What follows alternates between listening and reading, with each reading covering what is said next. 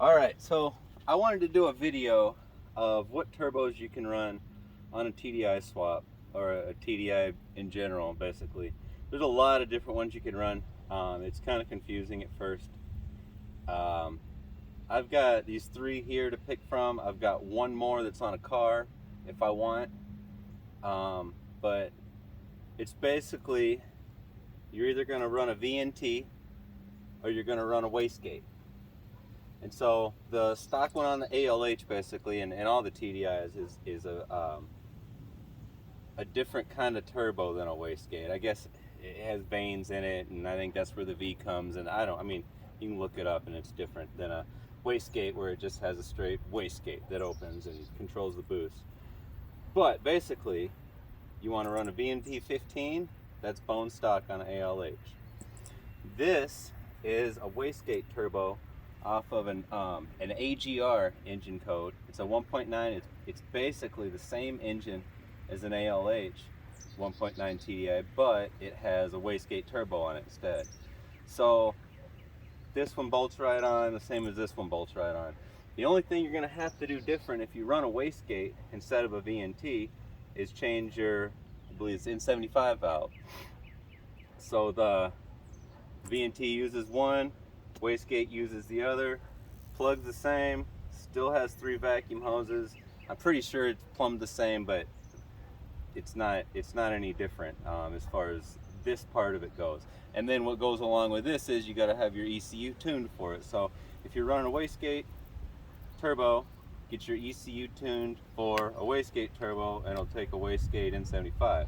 If you want to in a VNT variable vane turbo, then get your ECU tuned for that and run the corresponding N75 valve. So then you get to, you want a top mount or a bottom mount, I guess, basically, is what the stock ones end up being.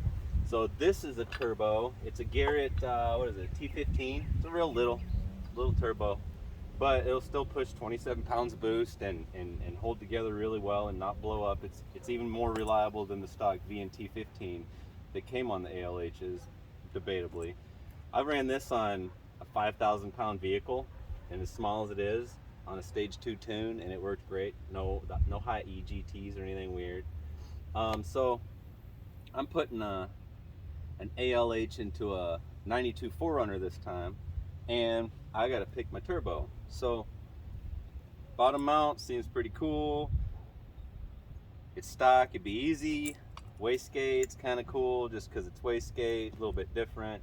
There's a top mount. You can run top mount and get it out of the way of your starter if you have issues, or even cross members or things like that. Or you can go bigger, and these are all stock turbos. You can get a VNT 17 off of a next generation 1.9. It's not much bigger. It's a little more reliable than the VNT 15. I've got one of those on a Golf over there, so if I like the way my VNT 15 fits, I think I'm gonna go get the VNT 17 off my Golf and put it on there and run it just for time being, so I can run a stage 4 tune with it and not worry about having a little turbo on it.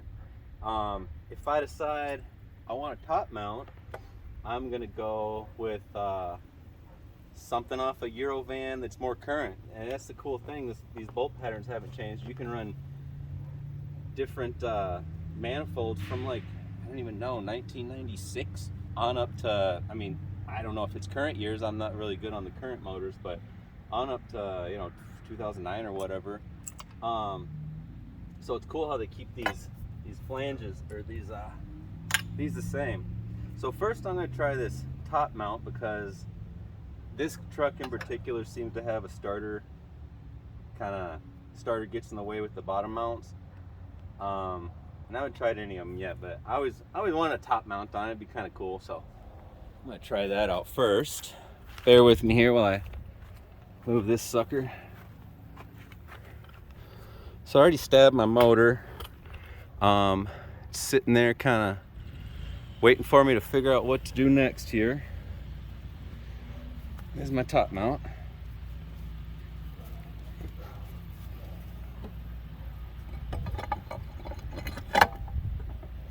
So that one's way out of the way. And I think even with the downpipe on it, it's got a big ugly O2 housing looking downpipe, if that's what you want to call it. And it goes pretty darn well. It ends up pointing at a motor mount, so I'd probably, for this unit, I'd probably buy a flange off eBay or something, honestly. Mild steel if you want, or stainless, and get it bolted on there. Get a 2.5-inch pipe, or I'm gonna run 3-inch on this, but I might step it out.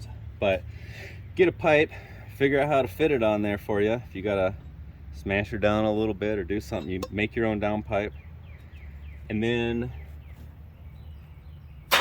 you gotta figure out how to get it out your hole. My cousin wants me to do a stack on it, but I don't think I want to do a stack because I want to be able to have my wife drive it. I'm gonna try a bottom mount just to make sure that it doesn't seem like the ticket here, but this one sure does seem like the ticket.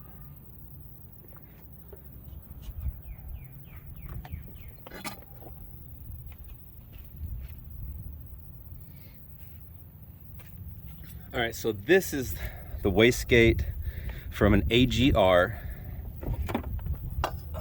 I guess I always thought they were rest of the world, every part of the world except US, but I've seen some in America that have AGRs, like 99 Beetles or something have, some of them have AGRs, and I think it was just to basically get rid of these old turbos that, because this, you can find this on an IDI turbo 1.9. So it's basically like, oh, we've got a bunch of these old turbos laying around. We don't run an IDI anymore, so let's put it on an ALH, call it an AGR, and then we can just, it's marginal horsepower difference. I think it's like 5, or they might say 10, but I bet it's like 4, honestly. But yeah, I like this turbo. I ran this in a Volkswagen bus for a while. It was never any weird spikes or anything. I ran it stage 2. So what is that, like, I don't know, 17 or 21 PSI or something like that. It worked really well. I'm gonna try the V&T 15 next here.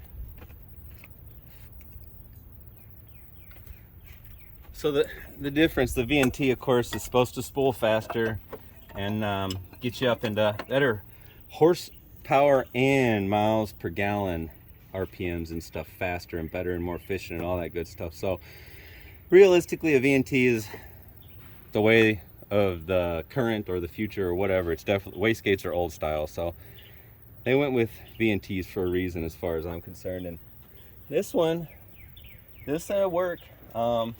I might have to like do something weird, like move this exhaust stud over because it's hitting the starter, but I might be able to rotate the starter, do something. But I think that's the big reason why a lot of people run a top mount, because these bottom mounts, or whatever you want to call them, the golf style ones, are just really really tight compared to a Eurovan.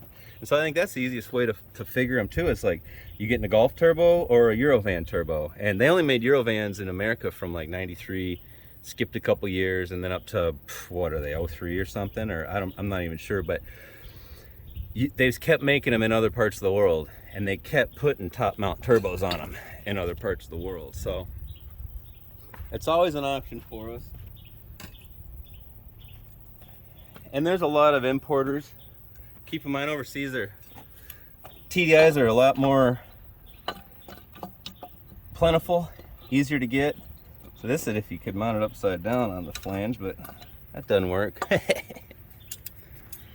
So in a lot of parts of the world, like, you'll look and you'll find a new turbo or something, and it's like, oh, it's only, I don't know, $600. Well, yeah, because it's super cheap because it's in Europe, but then you got to pay to get it to America. So that's an issue. I've been looking at it from like X-Man turbos or something like that. I'm not sure if that's going to be an option or not yet, but I'm sure thinking, from looking at it now, a big fat top mount,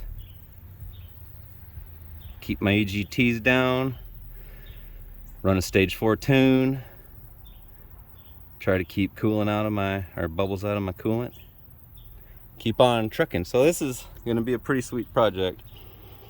Thanks for watching, everybody.